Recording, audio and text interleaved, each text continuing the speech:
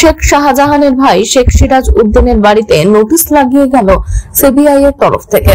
এর আগেও বেশ কয়েকবার সিরাজ উদ্দিনকে সিবিআই এর তরফ থেকে ডাকা হয়, কিন্তু তিনি যাননি।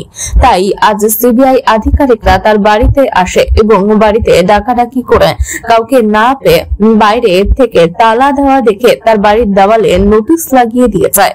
আগামী 3 তারিখ সকাল 11টার মধ্যে তাকে সিবিআই এর দপ্তরে গিয়ে হাজির দেওয়ার নির্দেশ দেওয়া হচ্ছে।